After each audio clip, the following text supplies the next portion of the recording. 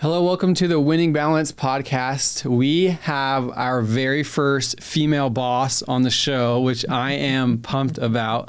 I feel like specifically for my podcast, the women in the world, the mothers, should have more insight into this topic than any other person.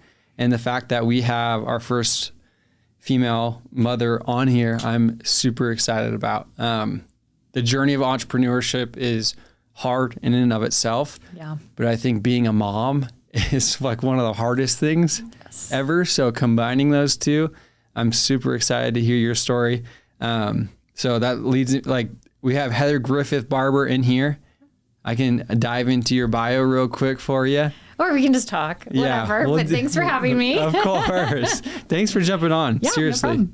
No You came out here on your own accord, and I appreciate the time, and I'm hopeful that there's insights today that are going to help a lot of people in their journey. So yeah, I hope so too. This is literally what I've dedicated the next 5 years of my life to do, is help people succeed and help people scale. And you don't do that by selling your time for money. So amen. I love it. Well, let's dive into this quick bio, and then let's dive into that. I want to hear about your next 5 years and your plan for that. Okay. And of course, your journey to success. Like, just doing my preparation for this, it's clear that you've made an enormous career in so many beautiful ways. So I'm excited to learn about that. Okay. Heather Griffith Barber founded her first company at 23 years old, Utah's largest vehicle wrap company. She recently had successful exits for 2 of her companies, and she knows a million ways not to do things. She's here to share how you go out and take steps to be able to build your ideal business. She'll tell you a lot more about herself as we get going to share her background. I love that it's short and sweet, because this is a conversation, and I know we're going to learn a ton about it in that process. So, Heather, usually where I like to start off this podcast in your story is like wherever you feel like your career began or your story began. Okay. I'd love for you to start that. I might interrupt with some questions, but that we're easy going here. So. All right, we'll do this chronologically. So I grew up in a very entrepreneurial family. However, I had no idea that my family had money. Like, we lived on the Willow Creek Country Club, and I had no idea that we had money, because if I asked my dad for $1, he'd say, "When are you going to pay me back?" And I was literally the only 8-year-old with a job. Like, school breaks would come, and my dad would be like, "All right, we're going to go to work. We're going to do this." Other kids are like going to Hawaii, and we were helping frame art at our art framing business. One summer, we drove to Lincoln, Nebraska for weeks to hang up art in Bryan Medical Center for weeks. We owned a commercial cleaning company. So Sunday nights, we were like there scrubbing the chairs, because Sunday's the only day that car dealerships are closed in Utah. So entire family was there on Sunday night, scrubbing the chairs and stuff. So we learned how to work. We really learned how to work. The other thing that I learned really early on is how to actually run a business. So by the time I was 18, my older brother, who was 19 at the time, we were running some of the family businesses. Jeez. Because my dad actually had a job. He was in medicine. Like, he actually did stuff. But he had these businesses so his kids would learn how to work. And we did. That's wild. So how many businesses were there? Oh, like a million. So my dad's career was in medicine. Okay. Oh, was he a doctor or just? No, he did cancer lasers. Okay. So this was like late 80s, early 90s. Back up. Okay. The story, I will talk about my dad here in a second. Okay. So he was a pharmaceutical rep in LA in the 80s. Wild West 80s. Okay, so that's the background set there.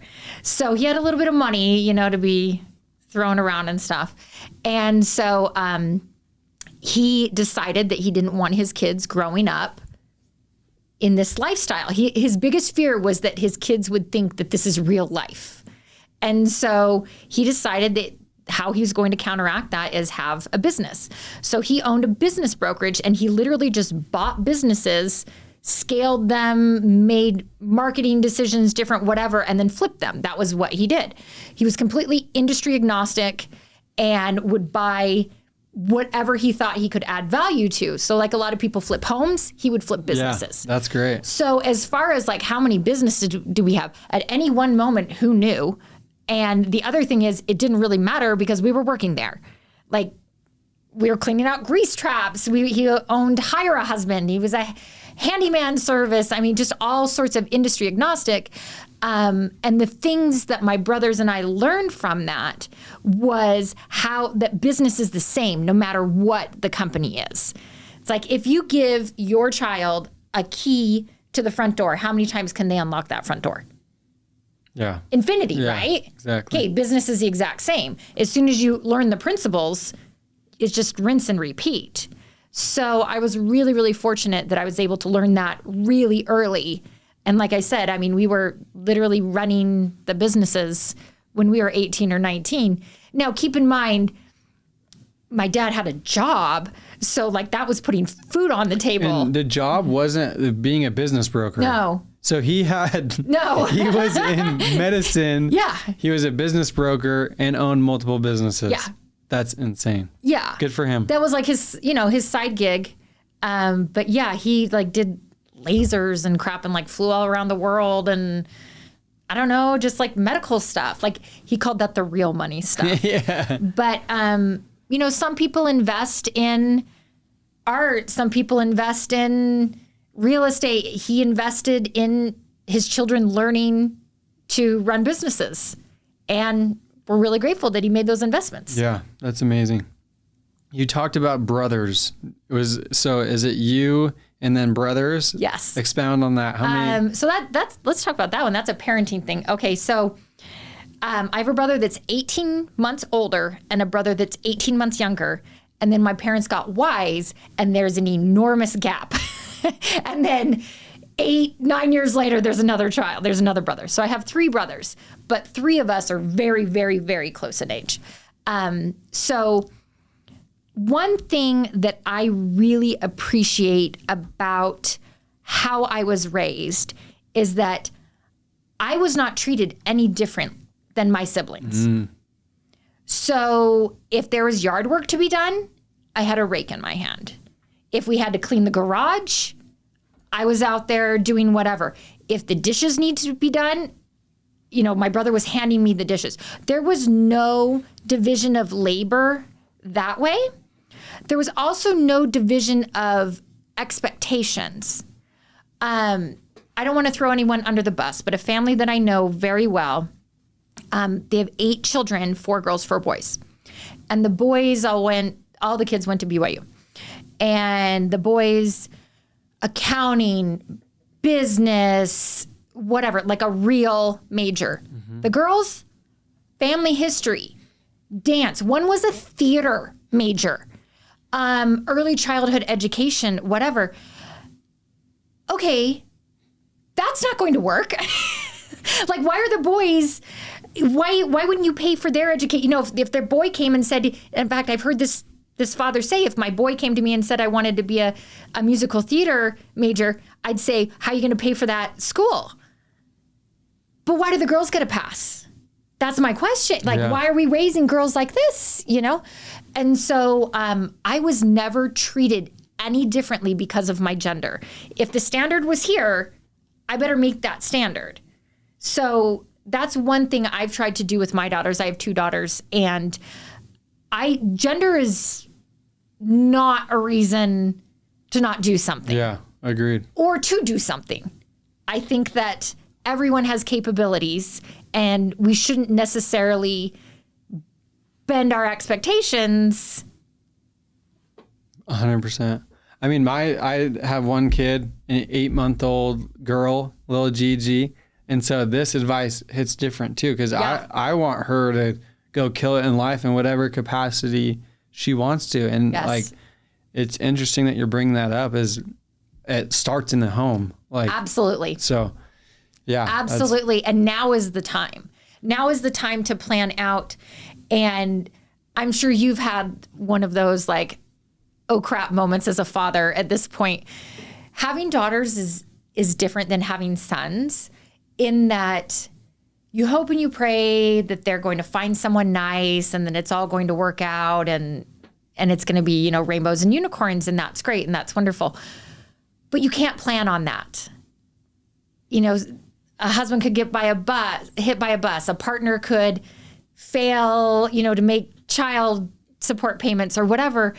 And so having daughters, it's really a gamble.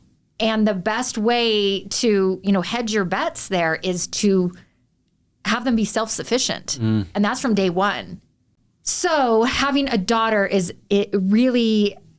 I feel like you have those come to Jesus moments. Like, how am I going to make sure that this little girl can fend for herself? Yeah.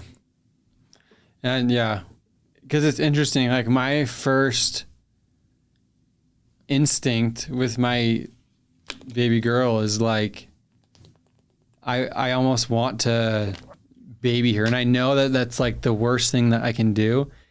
And so, but just like, it's my first kid. Like, my heart, she literally controls my heart, right? So it's like, and she knows it too. Yeah. 8-month-old will know it. Yeah. Absolutely know it. Yeah. Exactly. So that's a good reminder. It's like, if I love her enough, then I will raise her as such to be self-sufficient and to do these things.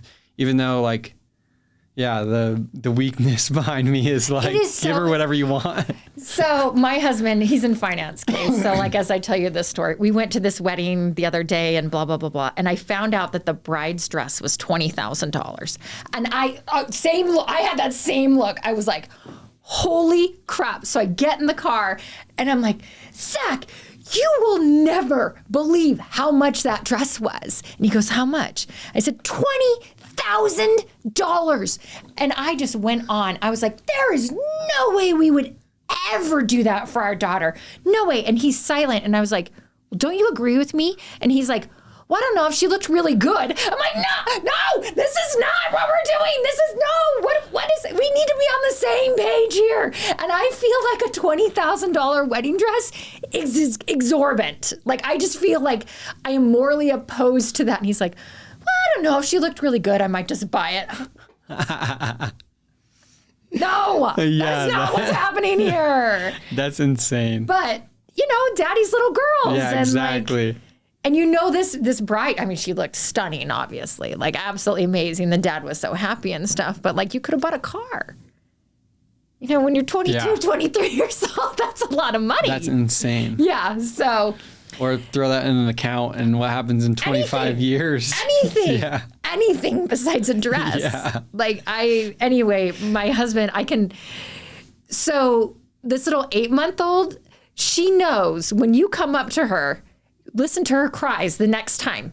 When you come around, they're going to be more like whiny and emotional. When your wife is around, they're going to be like, hey, lady, pick me up, you know? Yeah. But she's got you wrapped around the finger already. Yeah. Exactly. She knows how to communicate. She knows where the weak spot is in that marriage and is like, hey, that's my guy right there. This is a good reminder because and I know, like, that's the thing too, is I know she has to learn the same lessons if I want her to be successful. Yeah.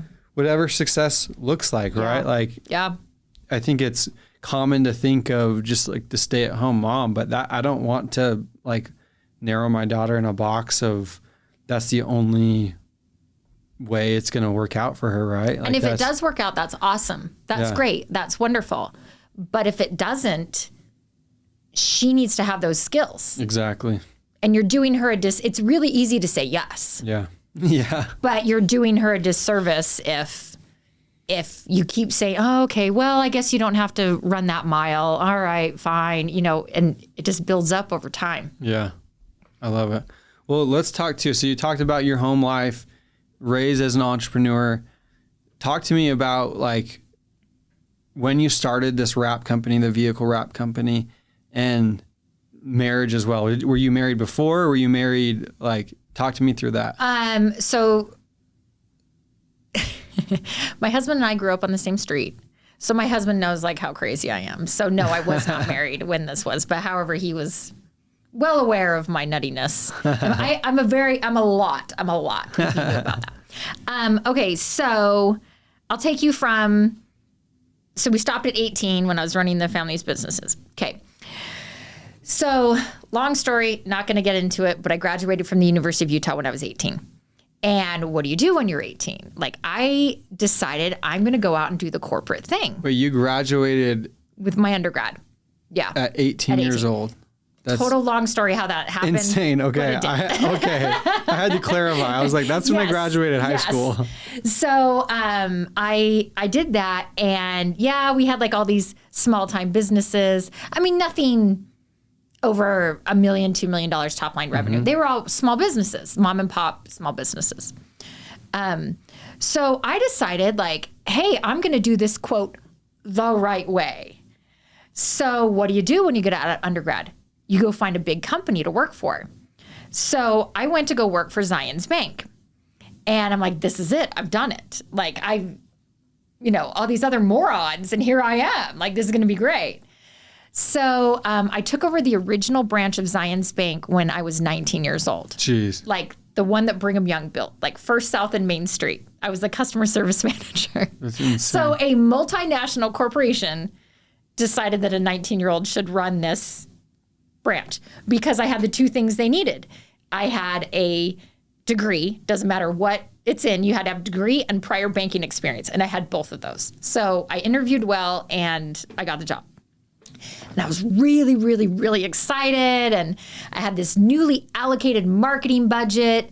And at the time, the branch was the lowest for, they're called cross-sell references. So like cross-selling products. So someone comes in to deposit a check and next thing you know, you're referring them to insurance or, all the products that the bank have. So there's like 400 branches or something at the time. And we were dead last. Like I'm talking like straight zeros. So I think that's kind of why I was hired, is because like she couldn't do worse than what is going on right now. And I'm not a loser, and I've never been a loser, and I've never that was not acceptable to me. So I brought that branch from last to first within about 5 months of being there, just by opening my mouth and helping my tellers and, working the system. Oh, you want to do this? Oh, okay. Well, we can open this account or we can do this. And so the goal at Zions Bank was to have the person invested in 7 different products, which is something I learned at Zions Bank, and I'm very grateful for that. And this was right when Wells bought First Security.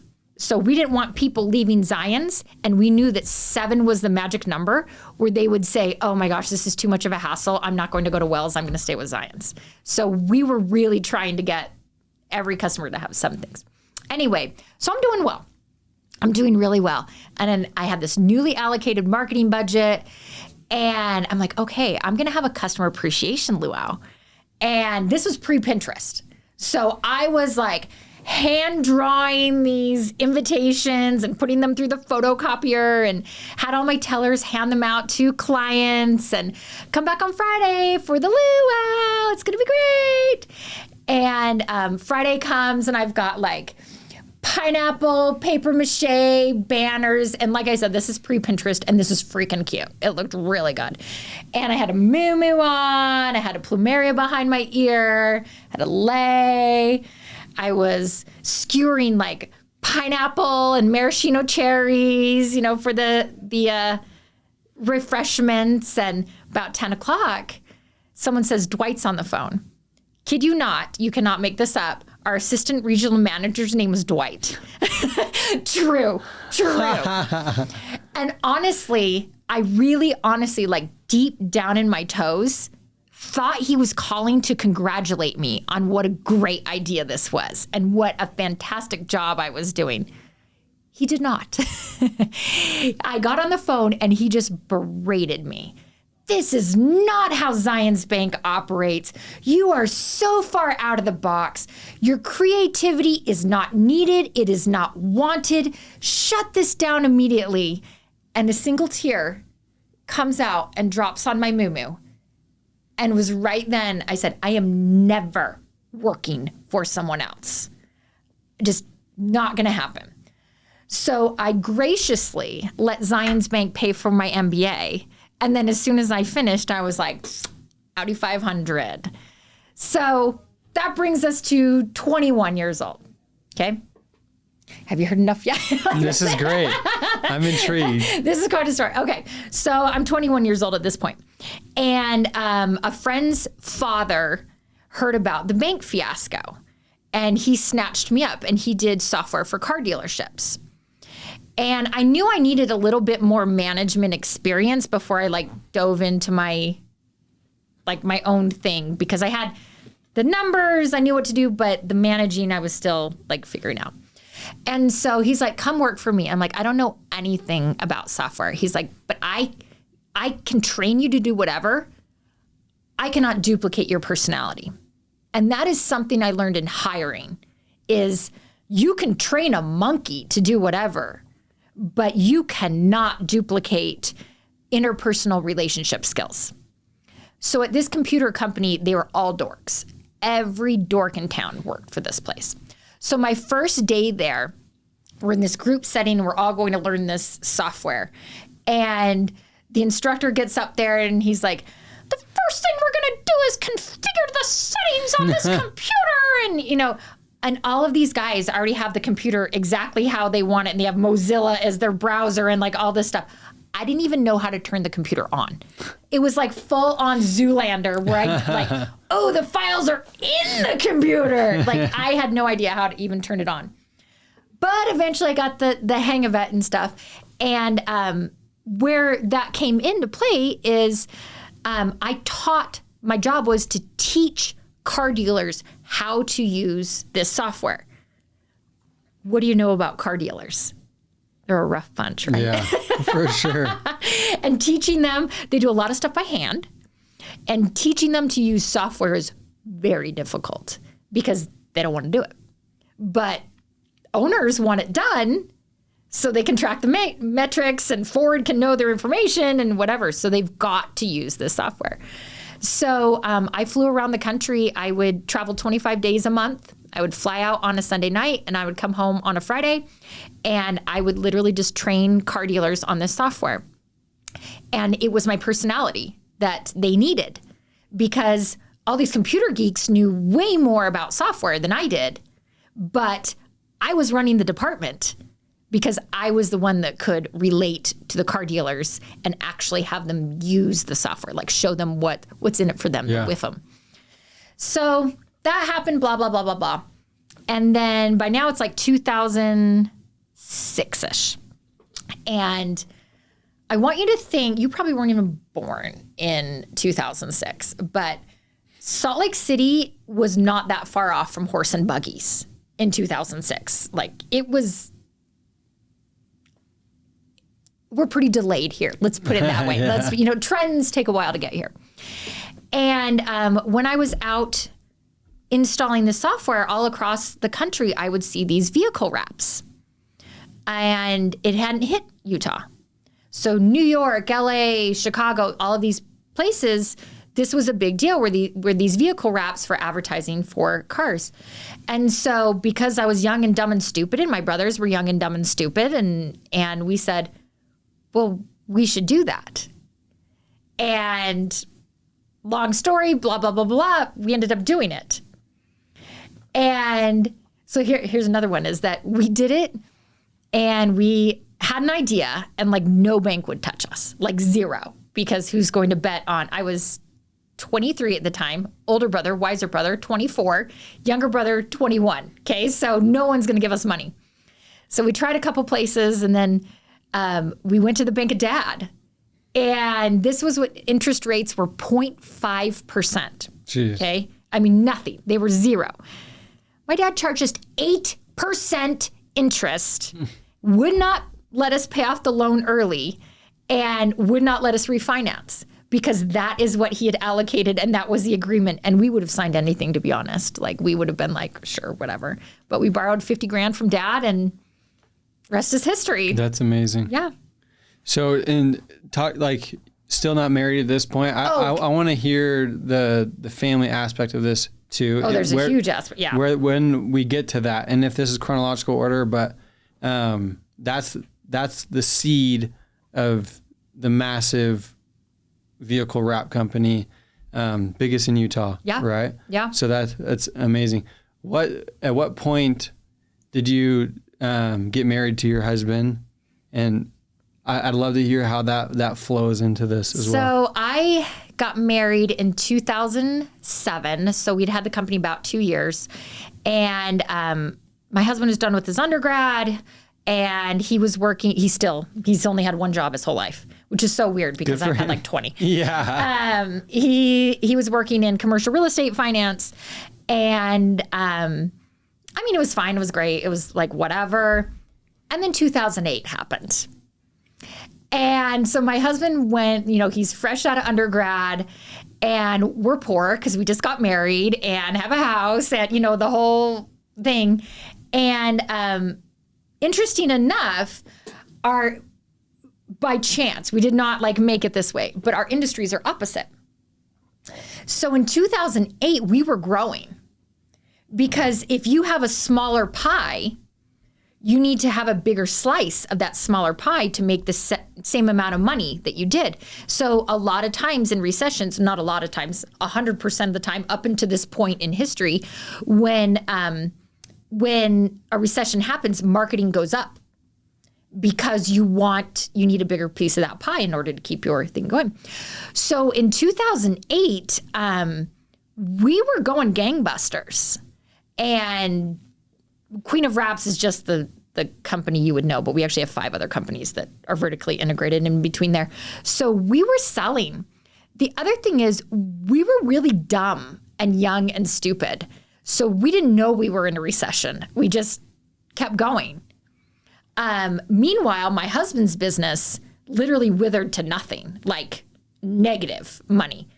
And to the point where I ended up sending him to grad school because I had too much stuff going on and he had nothing going on. And so he went and got his master's in that time, and I paid cash for it because I was working. So, we were eating ramen noodles, but that's how we did it. So I put him through grad school, and by the time he got out of grad school, his business was starting to pick up, and then mine was starting to level out. And of course, we're married and blah, blah, blah, blah. And I want to have a baby. I want to have a baby when I have a baby. Okay. Well, that wasn't happening. Not for lack of trying, but it was not happening. Yeah. Okay. So meanwhile, there's another message in there. I think a lot of women quietly quit prior to. Let me give you an example. As soon as I got married, I'm like, oh, I'm going to get pregnant. And so I stopped going for a 3-year contract. I stopped going for the big fish. I stopped going because, oh man, I don't know if I'm going to be able to complete that deal. Oh, I don't know if I don't know if I want to take a chance on that. And you have to really make conscious decisions not to do that, not to quietly quit. Because you don't know what's going to happen. Just because I'm married and I want to get pregnant doesn't mean that that's going to happen. Yeah. So I found myself in that cycle. Blah, blah, blah, blah, blah, blah, blah. I decided, okay, I can't do that. I can't just be waiting around for this to happen for us. So I just kept going with my business.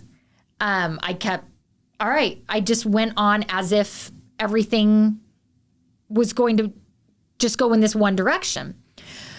Finally got pregnant when I was 30.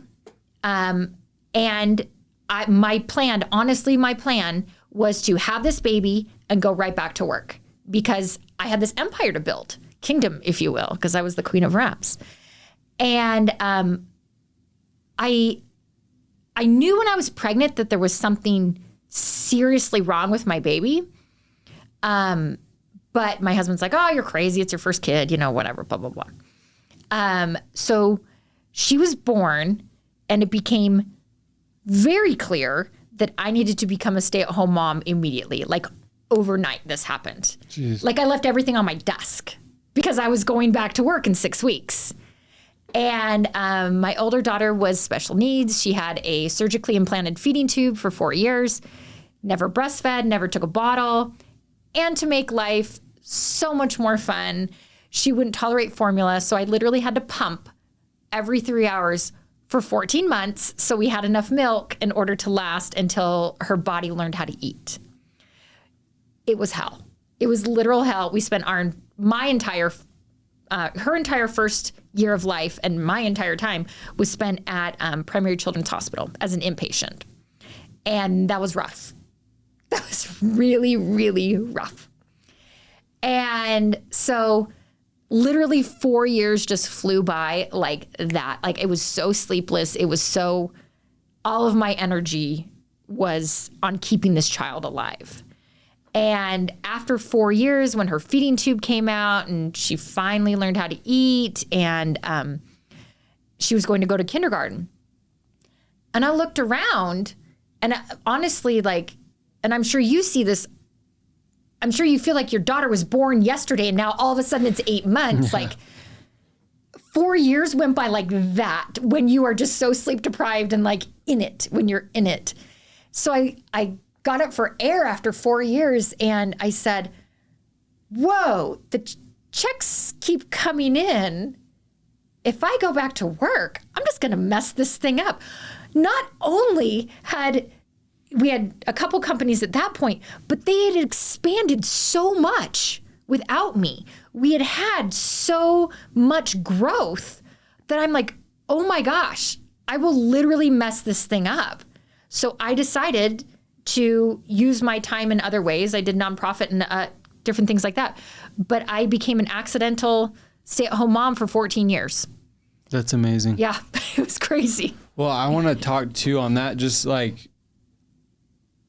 let alone the situation at hand, like how crazy that is, but also like what's happening to you, like your mindset of work since you were young, like since you were under your dad's wing. Like, talk to me through that mindset shift of work is all I know. I've built this company and now I am 100% like deviated my focus to keeping this baby alive. Yes and no. 100% of the skills that I learned in managing the business, I use at home. I do the exact same, like I don't have a work life and a home life. I have just, this is my life. This is how I run this. Like I would have charts because we had to measure everything, the input and output of her. She couldn't have too much. Otherwise anyway, I would have charts of, okay, she took X amount of cc's on this at this time at this day. This. I mean, I had spreadsheets all over the place. I tracked her weight. I ran my business and my home the same way. So all of those skills are completely transferable.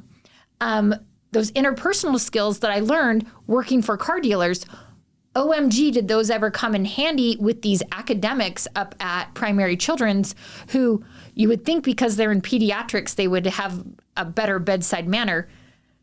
Maybe we should teach a class or something up there on this. But I had to use those skills to advocate for my child. You want to discharge us today? Okay, let's think about that for a second. Negotiating with the insurance. The formula that she wouldn't even take was $900 a month, all with insurance. Was $900 a month. I mean, it was insane. I had these bills. I had all sorts of. So I used all of those skills. There was really no different. No, I wasn't making a paycheck per se. However, I am literally the COO of my family. Yeah. I'm making this happen. My husband, division of labor, he's the CEO. He gives us the direction to go in, keep this kid alive. And then that's my charge is what I need to do in order to keep this child alive. Okay, here's what it is. So, I did that. I used all of those skills. Do you feel like, because I feel like a lot of moms, when they jump into being a mom, it's a hard like identity crisis of, like their fulfillment. Like, talk to me about that world. Like, was the fulfillment the same when you were dedicating your skills and energy to this kid versus a business? Or good question. Very, very good question. In a business, you can be more objective. Let me just say that, like, 'cause it's not like your child. Yeah. But for me personally, I was thrown into it. That honestly, I never went through that until like last year when my youngest went to first grade is when I felt that identity crisis. I never felt that with my older daughter because it was just like, here's a baby, now run a marathon. Okay, now run another marathon. Now, for 4 years, that's what it was. Yeah. So I never had like that trough, that let down time. But yes, being a mother is very isolating. Physically, I can count on probably one hand how many times my daughter took a nap outside of her crib. So I was pinned to this location. She had to be just because life is super exciting. At 4 months old, she figured out how to hook her herself from the feeding tube. So we can only feed her when she was asleep. So yeah, it just made it so much more fun. So we put her down for a nap and then I'd hook her up and that was how she ate. And so blah, blah, blah, blah, blah. I was tied to this crib. I was tied to a pack and play. I was tied to a specific location. So I was very isolated that way. It's also isolating mentally because you're just looking at this kid, all the time. And you're like, what have I done with my life? And then also those friendships, I didn't really fit in with the other moms who like their entire, yes, my goal in life is to have a family and be fulfilled and whatever, but that's not my only goal. And so I never really fit in with the moms like that are doing the walks around the neighborhood and things like that. So that was unsettling. It was hard kind of to find my place. However, I was able to find my place in nonprofit work. And I became the chairman of the board of Future Scholars of Africa. And so therefore marrying both skill sets that I have of running a business and taking care of kids. I was literally helping Future Scholars of Africa helps African refugees and African immigrants make the transition from high school to college. And so I was literally shepherding children. I was using those mothering skills. I was also using those business skills doing that. So I did that for years. And I'm lucky that I found it. Otherwise, I probably would have felt more of that, as you speak of, isolation, where that identity crisis. Yeah, that's good advice. I think a lot of moms need that. So I appreciate it. It's hard. It's really hard. Yeah. The other thing that's really, really difficult that I think that people don't talk about is postpartum depression. Your hormones are so messed up. And if you don't have a safe spot, if you don't know where you fit in this big picture, if you've lost your identity, and then you layer that with postpartum depression, that is really difficult. Like, really, really difficult. And that can last years. I have a friend who had 4 children and was undiagnosed for about 11 years through all of those children's pregnancies. And it is very real, very, very real. And something that I think fathers, meaning my father and my husband, can't quite comprehend the depth of that depression. So one thing we can do to support women is helping them make connections with their spouse, with a family member, with a friend, with a former coworker, or some sort of lifeline, because it is extremely isolating going from a full packed schedule and you're at the office and you're having so much fun and you know everything to none of that. It's really hard. I can only imagine. I mean, yeah, just like the emotions behind it. It's funny because, shouldn't say funny, but before I had a baby, before my wife was pregnant, I thought postpartum depression was like, happens to few people, and it's like just depression because you have a baby. And I didn't know anything about what the biology behind it and the hormones so hard involved in it. And that's like, whether your wife is diagnosed or not with postpartum depression, the amount of emotions that the body is going through. So I'm not going to act like I have the slightest idea of the depth of it, because I really don't. Yeah. But the more I've learned about it, it's wild. Like the sacrifice a mom goes through just to have that baby on this earth is insane, let alone the sacrifices she puts in to raise that kid. So it is so real. And I'm a very with it coherent person, but I can distinctly remember walking from my car to my house and thinking, like, the sky is blue, the grass is green, my family would be better without me. It was like clear as day to me. It wasn't even like, oh, that's a crazy thought. It was like, oh, there's water in this bottle. It was a nonchalant, my family would be better without me. And I had enough sense. I was carrying my baby at the time. I had enough sense to walk in, and my husband was in the basement, and I went down in the basement and I said, I honestly think this. And he said, hand me the baby and go lay down. And this was like a Friday night, so my OB was not, whatever. And he took care of our daughter for the whole weekend. They had me on like, don't give the baby to Heather, because that can happen a lot of times, is that you hurt the baby. Like, you don't mean to, but your brain is so messed up. Like, you can't, I can't even explain it, except the thoughts are so real, so real. And I mean, I got on medication, and it took years, of this medication, trying to get off of it, and therapy and all these other different things.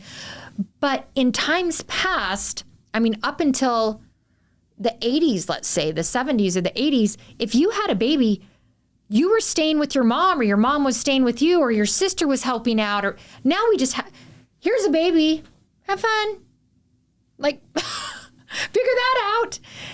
I mean, we don't have the same support systems. Like it used to be, you knew someone's was having trouble when their barn was burning down and in flames, and we would all go get, not we, but people would go get, water from the well and help you put out that fire. But now we're sitting in our homes and our barns are burning down and no one knows.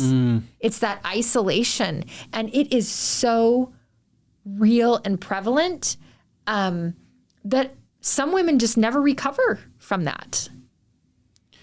Going further into that, like for us husbands, and a lot of the viewers are men, right? What advice, like, could you give us if our wives are struggling with that and need a helping hand? Because I'll be the first to admit, like, I am a logical thinker. Yeah. And it's not like I am not perfect by giving my wife the attention, the emotion she needs through this. So like I need the advice too. Okay. I'll be the first to say. So, and I think I don't think that you are an anomaly. I think a lot of men are logical and going through this. One thing is, if your wife does say anything, verbalizes something, that means she's thought about it. And dismissing it right away, or, oh, that's crazy, or she's not going to bring it up again. My husband's in finance. My husband's Mr. Steady Eddie, logical, normal person. And I walked into the house. I mean, I was literally, I don't even know what I was doing, like getting grocery or, some normal thing. And I told him I had this thought. He could have said, well, that's nuts. Obviously, we wouldn't be better without you. No. First thing he said was, hand me the baby, go lay down, and took it seriously. And I'm grateful that he didn't try to problem solve that. He didn't, oh, well, See, why would you think that? Yeah. Oh, that's crazy, whatever. But took it seriously. And the other thing is the safety of his child is, he didn't send me upstairs, oh, go put her down to bed. He didn't tell me, he took that responsibility on and said, okay. And then he called his mom, he called my mom and all right, well, I'm going to be with her, for this time frame. Can you help Sarah Grace, our baby do this or whatever. And so he was able to facilitate the weekend until we could get in to the OBGYN. But just like managing that part, that's when his problem solving skills, came in. But that initial reaction of, okay, I'm taking this seriously and let's, go down here. Because I think women are very in their heads. And by the time that comes out their mouth, they've thought about it for however long. Whereas men, I don't think necessarily ruminate that long. So if your wife or partner or whatever, if your mother, your whoever, sister says something to you or indicates, or I have a friend who refused to take care of her baby. And I thought it was kind of weird. And I was like, oh, that's odd. But she hadn't bonded with that baby. And that was part of the postpartum depression. Well, rather than like talking about her behind her back, like, how about we go hold this baby a bit or, help her through this. But, some people were talking about her like, what a weird mom. Why doesn't her baby just cry? She doesn't take care of that baby. Well, do you think that there might be something else? That's wild. That's, as a new father, it's like you're introduced to this all and people don't, like, the warnings aren't what could happen. Yeah. And just because it happened one time doesn't mean it's going to happen with the next 6 kids or doesn't mean it's all cookie cutter. It just means it happened and it may or may not happen again. Yeah. I had 2 children. So one was in April and one was in November. And so the second one, I have seasonal affective disorder, like seasonal depression. And I knew that if I had a baby in November, I needed to go somewhere sunny until the time change happened.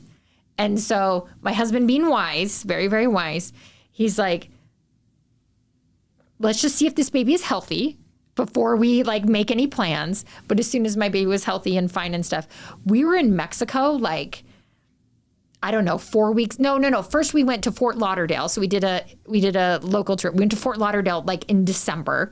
We went to Disney World in like January, and then we went to Mexico in February. This is as the baby's brand new. Brand new baby. To Disneyland. Disneyland. That's bold. Oh yeah. Oh, it was insane. Yeah. Oh no, Disney World. Disney World. Not even Disneyland. Yeah. Disney World. Like, it was like serious.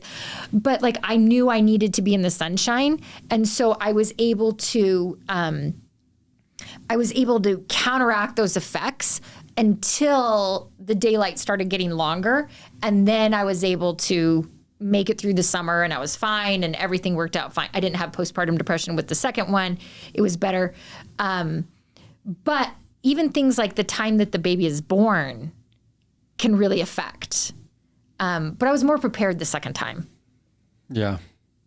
Yeah. I appreciate the insight because, I feel like what people say to you before you have a kid is like, hold on, it's going to be hard. No, it's so bad.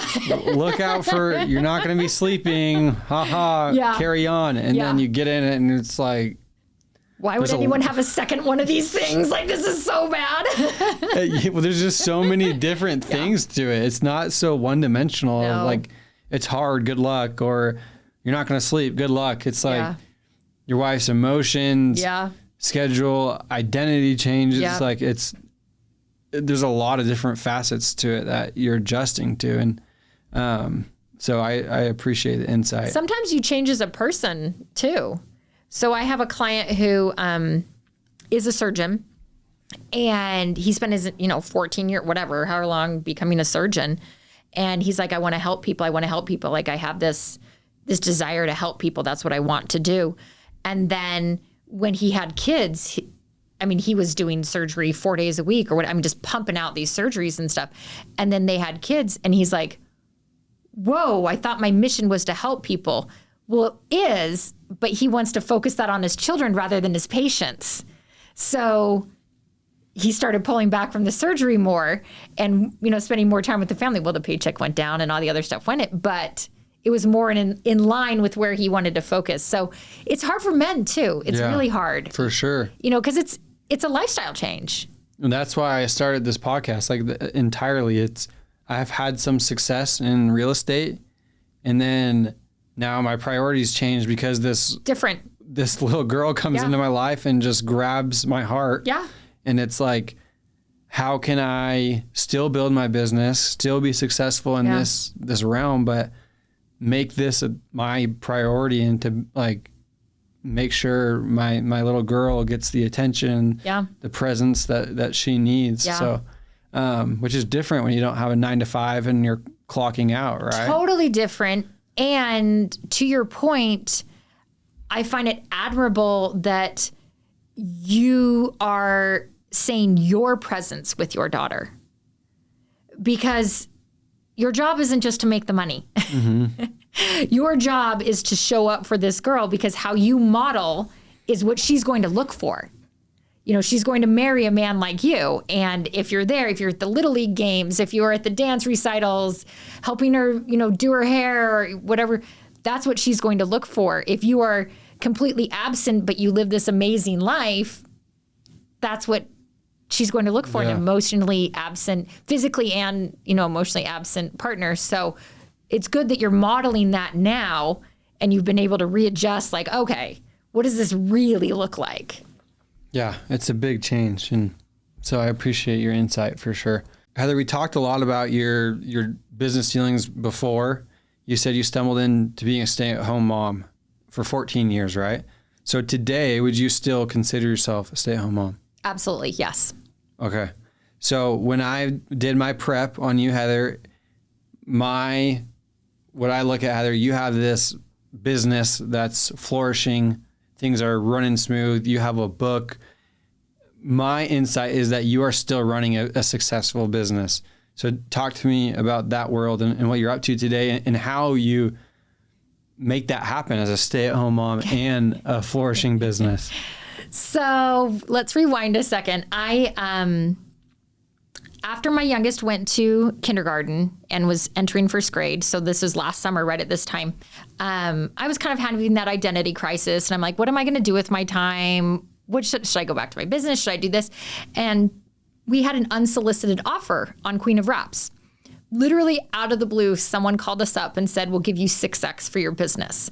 And I said, where do I sign? So I spent between August and December 19th doing the due diligence, which is OMG insane. Holy cow, so crazy. Was this private equity? Yeah. That was, okay. Private equity came in, totally unsolicited offer. So we sold December 19th, okay? Then the holidays happen, bank accounts looking good, whatever. And so I had another identity crisis in January. Really, what am I going to do with my time? What is the plan here? And so I had a lot of soul searching in that time. I now don't necessarily need to make money. However, I felt called. To help other people, specifically women. So when I sold my company, that was the first time I'd ever had my money. Meaning more than $20 of my own. I had a stack of cash, and I'm now in charge of it.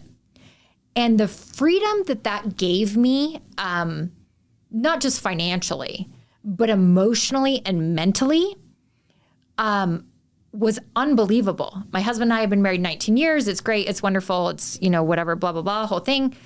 But it's a new level. It's like a new level was unlocked. And I said, I want to help as many people as I can feel this next level, this unlock. So I said, how can I do this? Well, I want to specifically help people scale, because 10X is so much easier than 2X. Like, I am literally the laziest person on this planet. If I can do something once and then get 10 times reward, you better believe I'm going to do that. So I don't sell my time for money. That's the first thing. The second thing is I'm very strict with my working hours. I work from 10:30 to 2:30, 4 days a week. I work out every single day. I'm like so bougie, it's ridiculous. I do Pilates at 9 a.m. every single day. And every Friday is a day date with my husband. So yes, I could scale my new company, buy, scale, sell faster. Yes, I could make more money doing that. Yes, I could help more people, but at what cost? So I've really put parameters around my hours because, I choose. This is me choosing. My husband and I sat down and I had this new company idea, and he's like, well, why don't we just get a nanny and then you can extend your workday? And so we went down that road a little bit, and we have one daughter in public, one daughter in private, which is freaking ridiculous, but whatever, it is what it is. And the daughter in private is 30 minutes away from our house, private school. So it's 30 minutes to go drop her off, 30 minutes to pick her up. So I'm driving like 2 hours a day just with that. And he's like, well, why don't we just get a nanny to do some of this driving, and then you can extend your workday? Then when we went down that road, that didn't fit with our long-term goals. If our long-term goals is fostering relationships with my family, a nanny doesn't do that. And you just wait until your 8-month-old can talk, because she's going to be like this. And I swear to you, it's like my kids get truth serum when they're in the car with me. I learn everything about Five Nights at Freddy or what Minecraft, or who even knows. Like, my kids just I learn about this teacher. I learn about her sock. Anything that's important to her. It is such treasured time in that 30-minute drive to and from that I said, I want to do that every day. Okay, well, if those are the parameters, if she goes to school at 8 and I pick her up at 3, I pick her up every single day. I drop her off every single day. My working hours are in this time. Yeah, I can make a lot more money. I sure could. It would be great. But this time with my daughter is what I want to be spending my time doing. So my husband and I made an executive decision, and that's that. The other part of the equation, and I don't mean to discount dual income families. I don't mean to, everyone has a different situation. Okay, let me just lay that out there. But the money that I bring in is just frosting on the cake. The money that he brings in is paying for our food, our shelter, those type of things. What I bring in is the fun money. We call it he brings in the back end money, I bring in the front end money. So like at a car dealership, I always go back to car dealerships because I spend a lot of time in car dealerships. Your fixed ops, meaning your parts and service, pay all of your bills. And then the front end, your sales, that's money you go to Tahiti with. So when we set up our finances and set up our family back when I was 25, he was 23, we said, this is what this is going to look like. So we started moving in that direction. Yes, there are times, like when he was doing his MBA, that I had to pay the mortgage and other things. But we set that up, and so we were never relying on my income. So when I sold the company, we were never reliant on that. So I didn't have to replace that income. I love it. Okay, Heather, right now in today's day and age, there's this huge issue with money and the relationship right? Like that's how a lot of people get divorced. It's how a lot of people, it's just a topic of conversation in these arguments. So like for your daughters specifically too, or women in general, like what's your advice when it comes to money and maybe the more traditional roles of a family or beyond that? So glad you asked that, because I have 2 daughters. So this is like forefront in my mind, and something that I tell my daughters and that I will insist on is no matter what stage in life you are at, have some sort of a job. Number 1, for that income. But number 2 is just to get away from your being that stay-at-home mom. So whether that's working at the school, whether that's volunteering, whether that's, doing secretarial work, bookkeeping work, whatever it is, something on the side, owning a business, always have something else in the hopper, because you literally cannot put all of your eggs, like your retirement plan should not be who you marry. Yeah.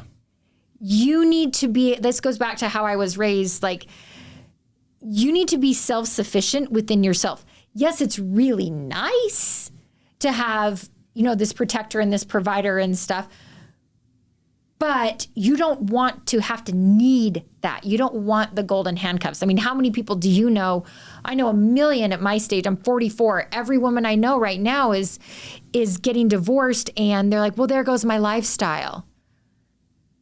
Okay? Yeah. Well, if you're bringing nothing to the table, and yes, it's noble and righteous and it's wonderful to raise children and so great, but also give yourself an escape hatch or an exit plan, or sharpen those skills or something else. You can't just put all of your eggs in this basket, especially in the financial climate today.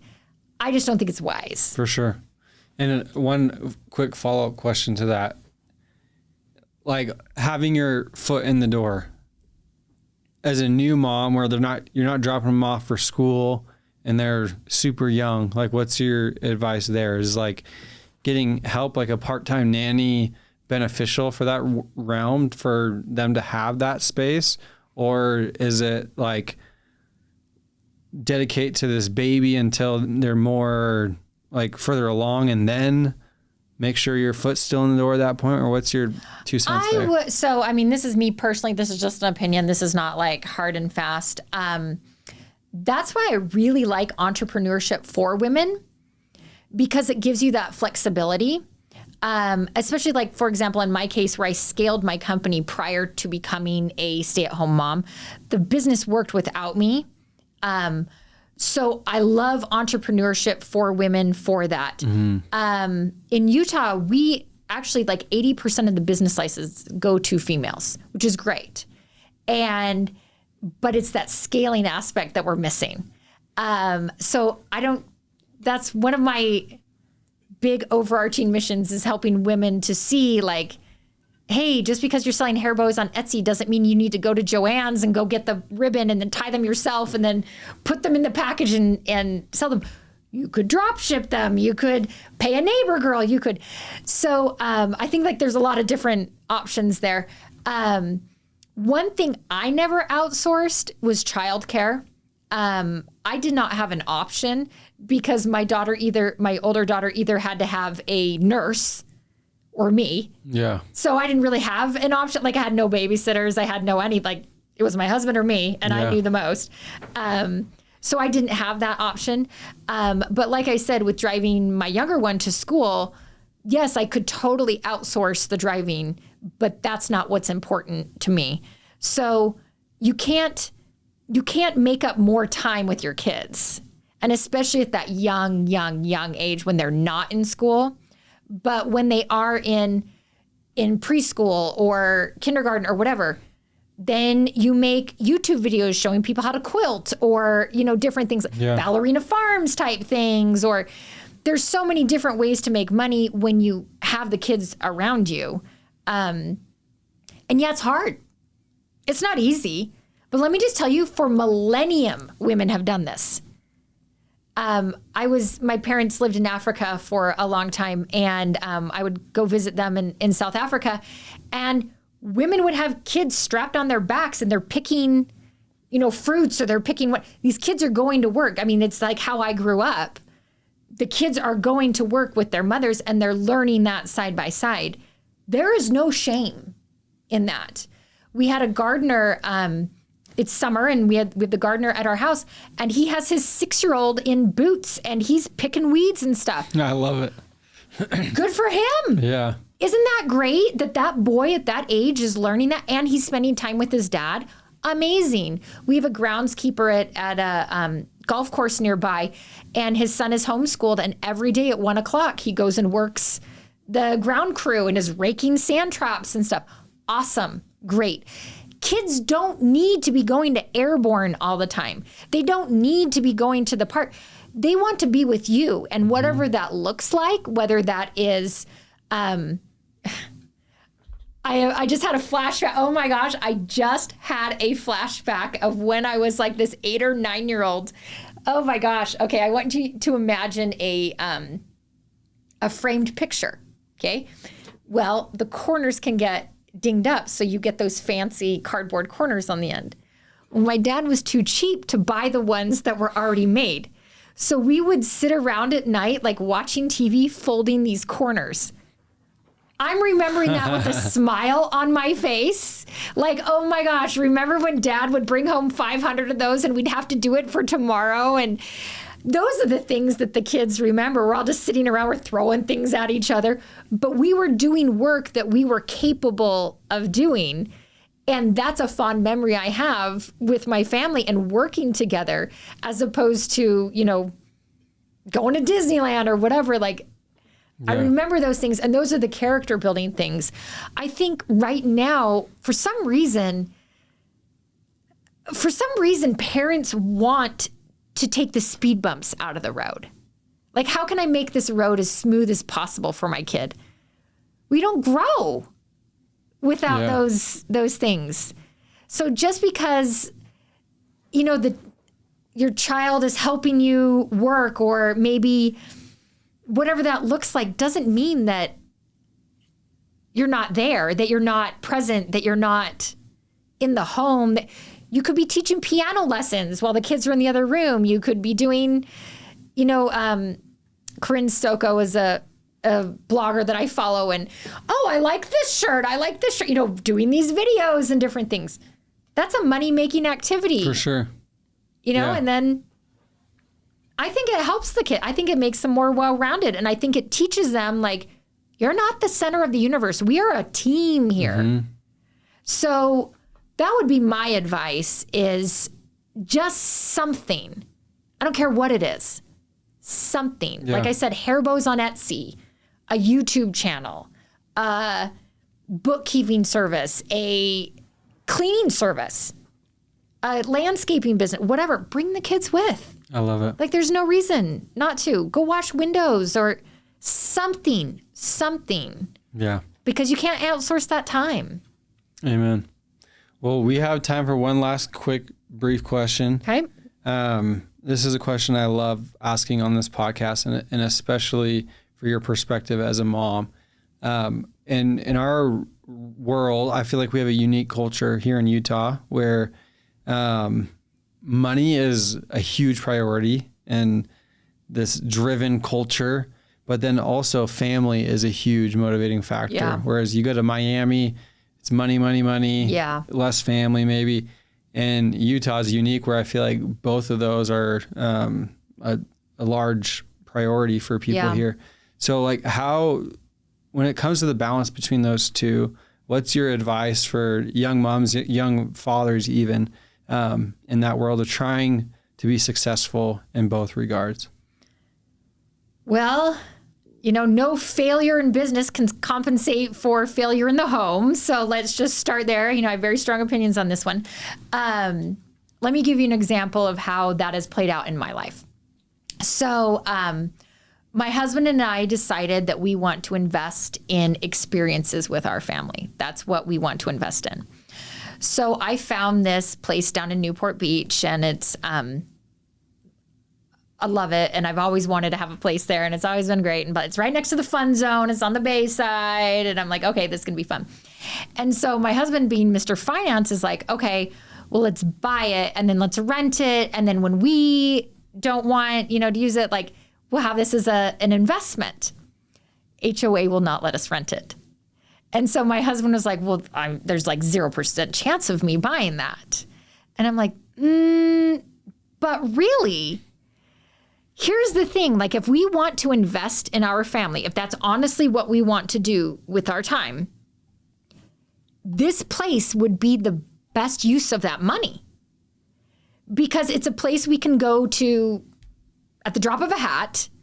It is away from everything. It's easy to get to, has its own private dock and a boat, and we just hop on and just go do it. And our kids love it. Our kids absolutely love it.